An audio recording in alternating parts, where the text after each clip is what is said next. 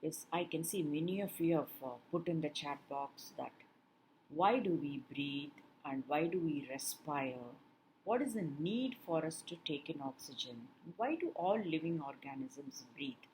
What will happen if they don't have oxygen? Is it that all animals breathe only by taking in oxygen? Or is there also a method by which the organisms can breathe without the help of the oxygen and still get the energy?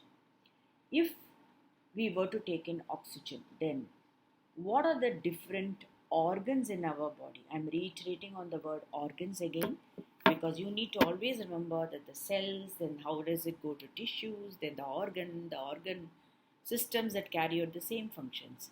Just like you had the components of the circulatory system. If you can recall, you had the blood vessels, and the heart. So, similarly, in the respiratory system, how does this oxygen, which is not visible to our eyes, even finds its way to the cell? That is, even the cell components are not visible to the naked eye. But then, how does this invisible thing go and get into an invisible, final, tiny unit of your body? It's very fascinating, isn't it? So, if you see any work, anything has to be done with the help of something, right? For example, if you were to um, be in a family and if you want to be contributing something to your family, each one will divide the work and do in a family to the level that is possible by you and to the interest level. So, similarly, each organ has a role, each organ has an interest, each organ has an arrangement. The structure of each organ is such that it can carry out those functions very well. So, depending on what is it meant for, it carries out the function without even asking anybody, it does the functions. So, when you say we have to take in this oxygen which is not visible to our eyes and that to the pure oxygen, then how do we take in this? Then there are certain terms that you need to remember when you say that these are the components of the system that plays an important role in transferring oxygen and it finally gives it to all the cells of the body. So why do we respire? How does this oxygen get into our final functioning units of our body? And what are the different parts? You can even say the different parts of the system. Which system this should be? Of course, it has to be the respiratory system.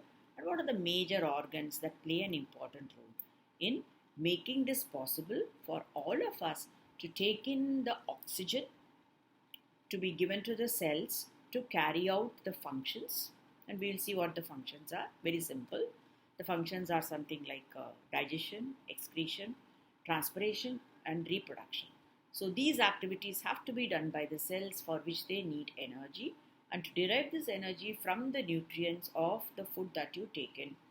Of course, the energy is transferred to the cell and it is broken down into energy bars with the oxygen that is taken in through the different components of the respiratory system. So, some of the terms that you all can try to remember with this respiratory system is something like you have to say aerobic, aerobic, aerobic respiration, which means it happens in the presence of the oxygen. There are some animals and microorganisms which undertake this respiration in the absence of oxygen, and that process is called anaerobic respiration, which means there is no oxygen involved or there is no air as such involved. So, aerobic, anaerobic respiration. Then we have inhalation. I think even in the last class I've said inhalation. This is inhalation, to take in oxygen, taking a deep breath inside. Inhale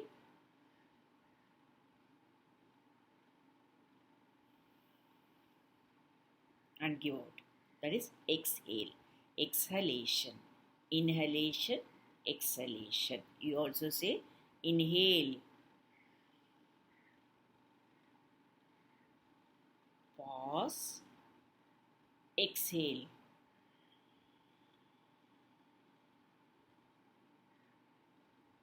So, inhale and exhale, inhalation, taking in, exhalation, giving out.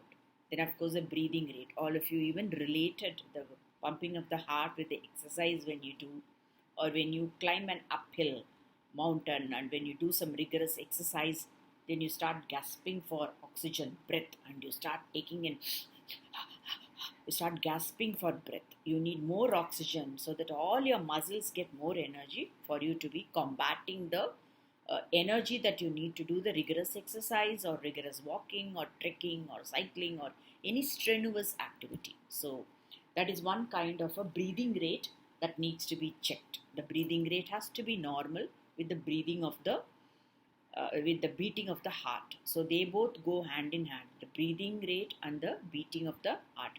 Remember these terms, breathing rate and beating of the heart, which you call as the pulse.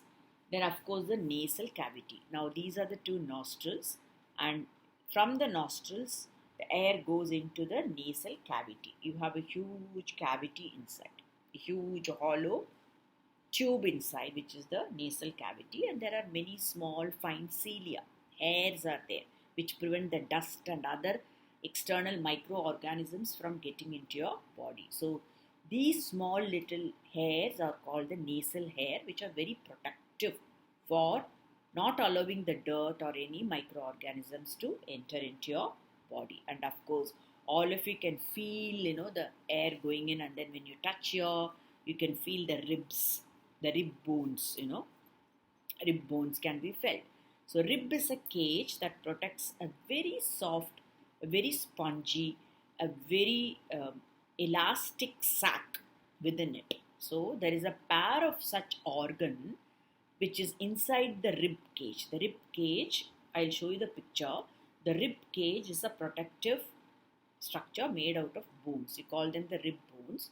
And the rib bones enclose this pair of organs which are like very elastic in nature. They are expandable. There are many small little sacs. Sacs means bags, okay, which can take in oxygen as the oxygen gushes through the nasal cavity, through the windpipe, through the trachea, and then it goes into the lungs. So the lungs are the ones, the expandable elastic bags, and they have many small sacs, bags in them. You call those small tiny sacs as the alveoli. A-L-V-E-O-L-I, alveoli, or the tiny air sacs in the major organ of your respiratory system, which are the lungs. Lungs have the capacity to expand, and they are mostly elastic. So when I say elastic, they can take in oxygen, they can expand and hold oxygen. It's like inflatable balloon, and they can always give out carbon dioxide. Again, they inhale, and it's a very interesting process. And the whole system is with the help of another important component which separates your upper abdomen. It separates the upper abdomen from the lower abdomen by a small disc which is called as the diaphragm. D-I-A-P-H-R-A-G-M. It is called the diaphragm. So you have learnt alveoli, diaphragm, and of course glucose, as I told you, is the main component, that is the ultimate end product of the nutrients that is derived from your food, other than of course fat and lipids and other proteinaceous and nitrogenous products, and of course the minerals and vitamins. But the major source of energy is glucose, as you all have seen. Even when you participate in a marathon race or in a very rigorous sports activity, when you feel tired, immediately you find, even the tennis players, they have all this glucose drink that is being taken in as an instant energy to be derived. So glucose is the main source of energy, and you have the spiracles. Now we will look into these exactly as what these spiracles are. Trachea, spiracles, lungs, alveoli, and of course the gills and the stomata. These are the terms that you can refer to when we discuss about these terms. So these are the key vocabularies that you need to learn. So if we just go through, we have aerobic respiration, anaerobic respiration, then we have inhalation, exhalation, then breathing rate, nasal cavity, lungs, ribs, diaphragm, alveoli, glucose, then stomata, gills, trachea, and spiracles. The spiracles and all can be seen in other animals. Gills can be seen in other animals. So you will know how these play an important role in taking in oxygen and giving out the waste product, or help in releasing energy for all the cells to be performing the activities. So you all had a major question on why do we breathe. We breathe because we need to give the cells some energy, because the cells are the structural, functional and biological unit of all living organisms, and they perform activities like digestion, excretion, transportation, and reproduction. So, with these wide range of activities for them to do, of course, they require a constant source of energy, which is produced by food. And we also spoke about two important terms, the aerobic and anaerobic respiration. So, we'll just see the terms once again, recall the terms within your memory. I'll give you 5 minutes to recall the terms, and then we will get into some question answer sessions. Then we will proceed with the chapters. Is that okay, students? Yeah.